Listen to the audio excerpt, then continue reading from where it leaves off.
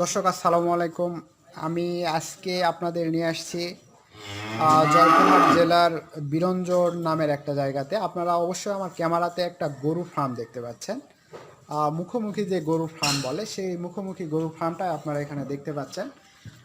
আপনারা দেখতে পাচ্ছেন এখানে গরুর সংখ্যা প্রায় 26টি গরু আছে এবং গাভী অর্থাৎ দুগ্ধজাত যে গাভীটা সেখানে দুগ্ধজাত গাভী আছে মূলত 60টি। সেখান থেকে প্রত্যেক দিন বা প্রতিনিয়ত দুধ বিক্রি হচ্ছে। আপনারা এই যে খামারটা দেখতে পাচ্ছেন, এই খামারের যে মূল উদ্যোক্তা অর্থাৎ যার উদ্যোগে এই খামারটা মূলত তৈরি হয়েছে, সেই উদ্যোক্তা হচ্ছে একজন মহিলা। আমরা ওনার সঙ্গে কথা বলবো।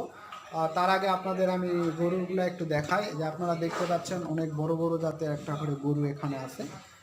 এই জাতগুলা কি বা কি খাওয়াচ্ছেন এবং কত সাল থেকে শুরু করছে এবং এ যাবৎ পর্যন্ত কত টাকা লাভ করছে এবং কিভাবে কি হচ্ছে, টোটালি যে জিনিসটা আপনারা সবচেয়ে বড় অবাক ব্যাপার হচ্ছে যে এখানে একজন মহিলা উদ্যোক্তাই হচ্ছে এখানে এই খামারটা পরিচালনা করছে বা খামারটার পিছনে যার সবচেয়ে বেশি অবদান, যার ক্রেডিট, তিনি হচ্ছে একজন মহিলা। আর সেই মহিলার সাক্ষাৎকার অবশ্যই আমি আপনাদের নিব, ওনার সাক্ষাৎকার নিব। দর্শক আপনারা দেখতে পাচ্ছেন এখানে মুখোমুখি শেডে অনেক বড় বিশাল বড় একটা জায়গাতে একটা শেড আছে। এখানে আপনারা এই যে গরুগুলা দেখতে পাচ্ছেন, এখানে বকনা কিছু বাছুর আছে এবং জাতগুলো অবশ্যই আপনারা দেখতে পাচ্ছেন এবং অনেকেই হয়তোবা যারা গরু সম্পর্কে যারা অভিজ্ঞ এবং জানেন তারা হয়তোবা এই ক্যামেরাতে যে জাত গরু দেখতে পাচ্ছেন সেটা দেখেই আঁচ করতে পারবেন যে এটা কোন জাতে।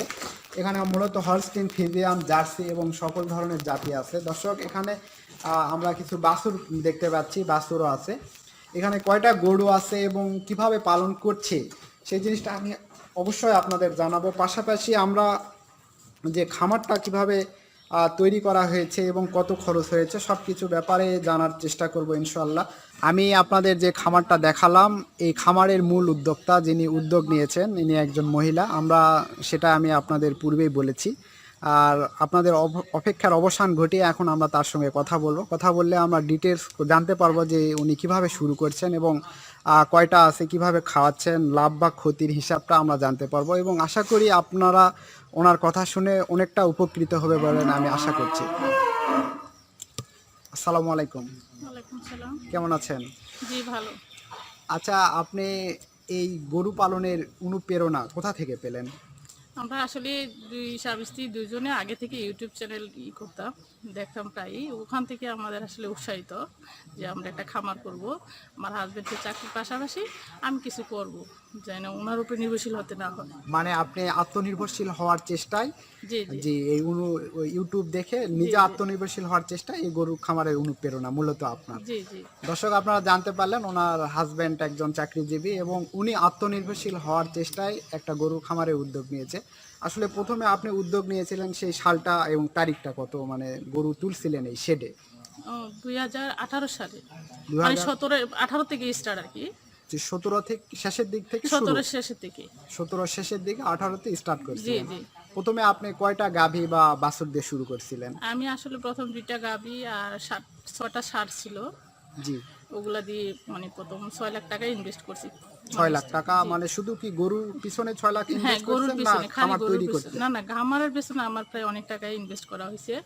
খামার প্রায় আপনার খামার গড়তে মানে বর্তমান হিসাব যদি ধরি, টোটালি মিলিয়ে প্রায় আমার 70-এর উপরে আছে। মানে 70 লাখের উপরে আছে। 70 লাখ এখন পর্যন্ত টোটালি যে খরচটা, জি মানে জি আপনার জি যেটা খরচ হ্যাঁ, টোটালি 70-এর 70 উপরে লাখ। হবে। হ্যাঁ। 70 লাখ। আচ্ছা, এখানে যে আপনি উদ্যোগ নিয়েছেন, এই উদ্যোগ নিয়ে আপনি এই 1 বছরের মধ্যে যেটুকু সফলতা পেয়েছেন সেই সম্পর্কে আপনি কি বলবেন? না, আসলে গরু এমন একটা জিনিস, ওটাতে কোনো লস নেই যদি করতে পারে। আমি তো সব মানে সব কাজের উপর নির্ভরশীল। তো এইখানে যদি আমি মনে হয় শ্রম দিতে পারি 80%, তাহলে মনে হয় মানে আমার যেই লসের তো থাকবেই না, মূলত অবশ্যই লাভ থাকবে। তো আমি সব দিক দিয়ে দেখছি, যেটা আমি লসে নাই, সমান সমান অবস্থানে আছি। মানে সমান সমান অবস্থানে? হ্যাঁ, কিন্তু আমি আশা করি এই 3 বছর পর আশা করি কোনো লসের মধ্যে থাকবো না, অবশ্যই লাভে থাকবো। ওই মানে আশা করে আমি আসলে করছি। মানে আগাইতেছি। আচ্ছা, আপনার কি কোনো মানে কোনো প্রশিক্ষণ কেন্দ্রে বা কোনো উপজেলা প্রাণী সম্পদ অধিদপ্তর বা যুব প্রশিক্ষণ কেন্দ্রে এরকম কোনো কেন্দ্রে কি আপনার বা আপনার হাজবেন্ডের কোনো ট্রেনিং নেওয়া ছিল কিনা? না না, আমাদের কোনো ট্রেনিং নেওয়া ছিল না। আর আমি একজন আসলে নিজে একজন প্যারামেডিক্যাল ডিপ্লোমাধারী। মানে হ্যাঁ জি হ্যাঁ, জি জি। আমি দীর্ঘ 8-10 বছরের মতন চাকরি করছি। তো মানে এখনো প্রশিক্ষণ নেইনি গরুর উপরে। তো আশা করি গরু আর মানুষের মধ্যে তেমন কোনো পার্থক্য নাই। জি জি জি জি। হয়তো আমি কিছুটা অনুমান করতে পারি আর কি। আর এখন ট্রেনিং নেওয়ার চিন্তাধারা করতেছি আর কি। মানে দর্শক, আপনারা জানতে পারলেন উনি একজন প্যারামেডিক্যালের ছাত্রী এবং দীর্ঘ 8 বছর চাকরি করছে এবং গরু আর মানুষের রোগ এবং ঔষধটা মূলত অনেকটাই কাছাকাছি এবং সেই সম্পর্কে উনি যথেষ্ট অভিজ্ঞ বলে আমরা আশা করছি। বিধায় ওনার খামার আরও বড় হওয়ার কথা, ইনশাল্লাহ বড় হবে, সেই চেষ্টা বা সেই দোয়া আপনারা করবেন এবং আমিও করছি। আচ্ছা, এখন আপনাদের এই টোটাল খামারে কয়টা গরু আছে? টোটালে আপনার বাছুর সহকারে 24-25টা, 26টা না 26টা। 26টা গরু জি, আছে। বাছুর সহকারে আচ্ছা, 26টা। গাভী আছে কয়টা এখানে? গাভী আছে আপনার দুধের গাভী আছে 11টা। আর দুধ দিচ্ছে মানে গাভী হচ্ছে মূলত 11টা, আর দুধ দিচ্ছে আপনার 7টা। মানে গাভী মূলত 11টা, কিন্তু দুধাল বর্তমান যারা দুধ উৎপাদন করছে তা সেটা হচ্ছে 7টা। 7টা, এর মধ্যে গাভীন আছে অবশ্য। গাভীন মানে যেটা আছে সেটা গর্ভবতী কয়টা আছে আপনার? গর্ভবতী আছে আপনার 4টা।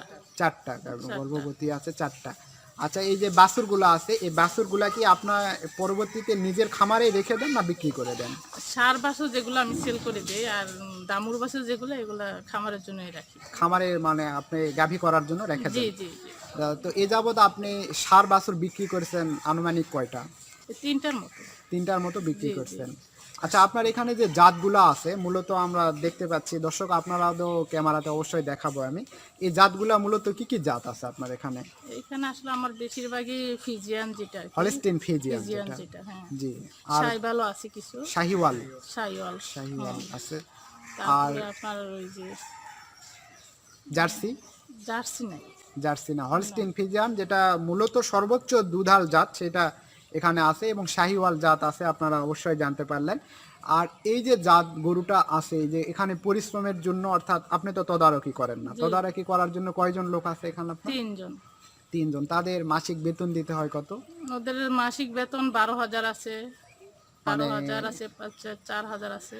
12,000 4,000 মানে হচ্ছে কর্মদক্ষতার উপর এবং বয়সের উপর নির্ভর করে বেতন দেওয়া জি হচ্ছে জি। এখানে।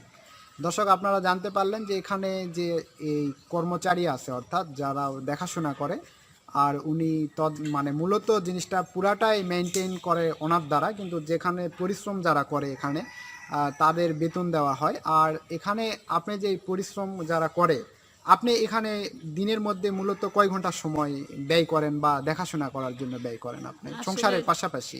না, আমি আসলে এইভাবে আসিনি, স্থায়ীভাবে এখনো আসিনি। ডিসেম্বরে আসবো। আমি আসি মানে জয়পুরহাটে থাকি।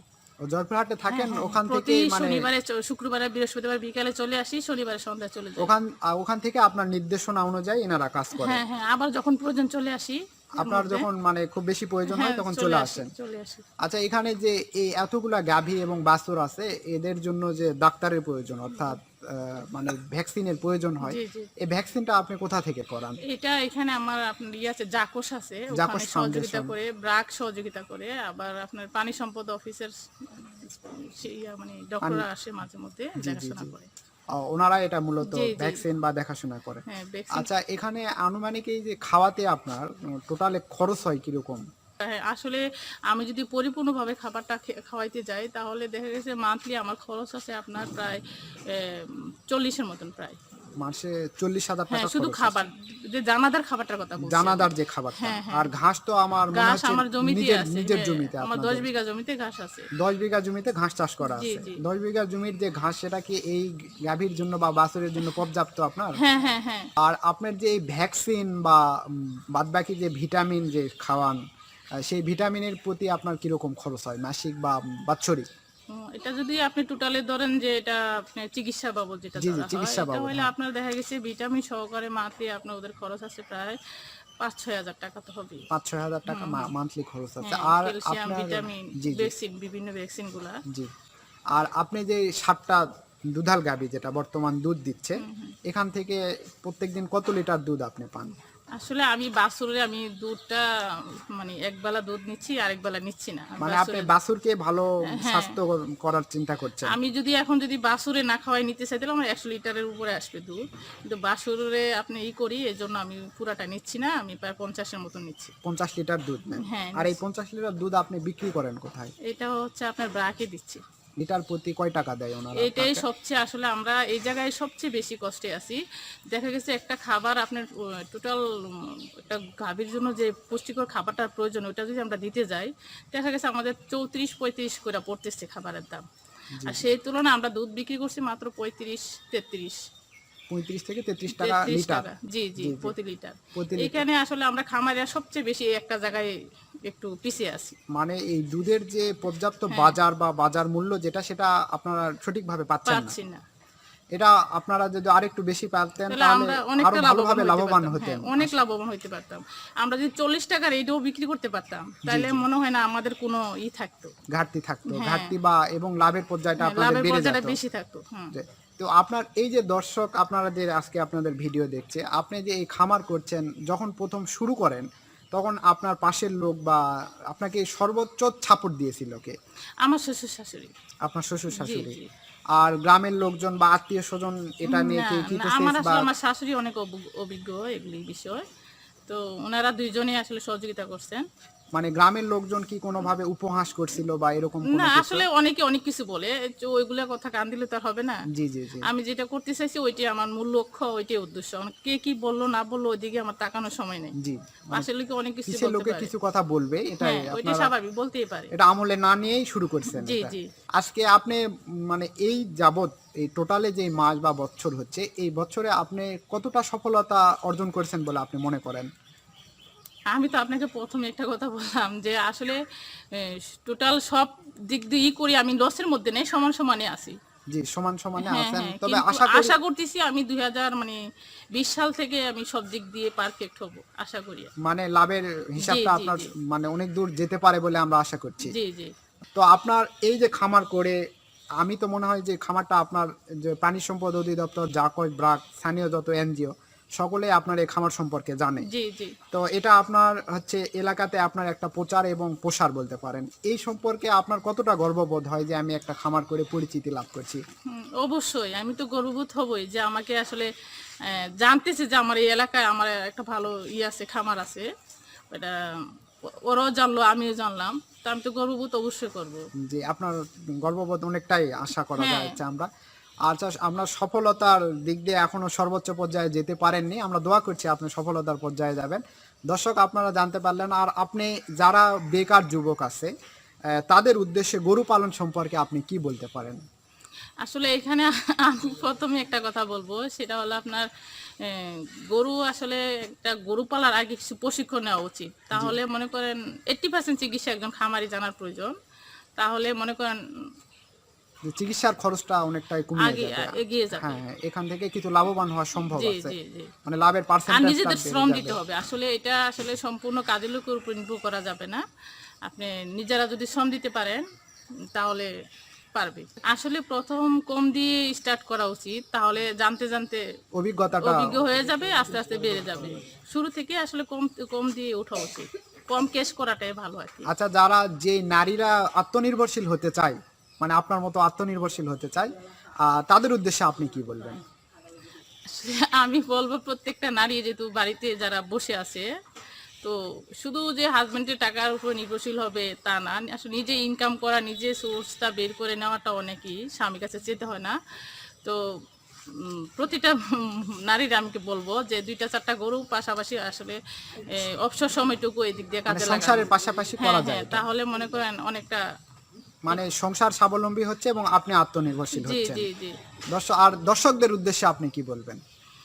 দর্শকদের উদ্দেশ্যে আর কি বলবো, আমি বলবো আমার জন্য দোয়া করে, আমার যে মূল চাহিদা বা আমার আশা, আমার জন্য এটা আমি পূর্ণ করতে পারি সবার কাছে, আমি যেন সবার কাছে প্রচার হইতে পারে আমার যে একটা বড় খামার আছে, তা আমি আরো বড় কিছু করতে পারি। আচ্ছা, আপনার ভবিষ্যৎ পরিকল্পনা, এই খামার নিয়ে আপনার ভবিষ্যৎ পরিকল্পনা কি? আমার খামারটা নিয়ে আসলে অনেক স্বপ্ন।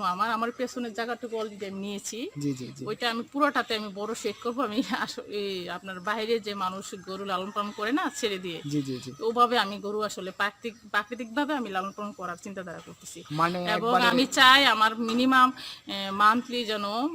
মান্থলি না, পার ডে যেন আমি প্রায় 200-300 লিটার দুধ উৎপাদন করতে পারি, ততটুকু আশা ভরসা আমার আসে। মানে পিছনে আপনি গ্রামীণ পদ্ধতিতেই গরু জি, পালন জি। করার চেষ্টা কারণ আমার করছেন। ওই অনেক জায়গা আছে ওইদিকে, জি প্রায় জি 1.5 জি। বিঘার মতন ওইদিকে জায়গা আছে। মানে গ্রামীণ পদ্ধতিতে। জি, আচ্ছা, জি। সর্বোচ্চ কতগুলা গরু পালন করার আপনার ইচ্ছা? স্বপ্ন তো সবাই করে, জি, এখন তাও তবু আপনার বাস্তব। একটা মানে হ্যাঁ, সর্বোচ্চ কতটা আছে? আমি আসলে ইচ্ছা আছে আমার অনেক, প্রায় 200-250 গরু আমি করব। 200-250। আচ্ছা, এই গরু পালনের পাশাপাশি কি আপনি আর অন্য কিছু পালন করেন? আর ছাগল আছে। ছাগল কয়টা আছে আপনার? ছাগল আছে প্রায় 6-7টার মতন আছে। মানে এই গরুর পাশাপাশি ওই ভাইরাই ছাগল দেখাশোনা করে। জি, জি। দর্শক, আপনারা জানতে পারলেন যে ইনি একজন প্যারামেডিকেলের ছাত্রী এবং 8 বছর চাকরি করে, বর্তমানে জয়পুরহাটে থাকে। ওখান থেকে ওনার নির্দেশনায় মূলত এই খামারটা চলছে। ওনার ভবিষ্যৎ যে স্বপ্ন আছে 250 লিটার দুধ প্রত্যেক দিন উৎপাদন করার, সেই স্বপ্ন পূরণ যেন হয়, সেই জন্য আপনারা দোয়া করবেন ওনার জন্য, এবং আমরা অবশ্যই দোয়া করব। আজকে এখানে ভিডিও শেষ করছি। পরবর্তীতে উনি যখন খামারটা মানে আরও প্রসার করবে, তখন গ্রামীণ পদ্ধতি যে প্রসার করার চেষ্টা করছে, আমরা সেই সম্পর্কে একটা ভিডিও দেওয়ার চেষ্টা করব ইনশাআল্লাহ। পর্যন্ত আপনারা ভালো থাকুন। আসসালাম।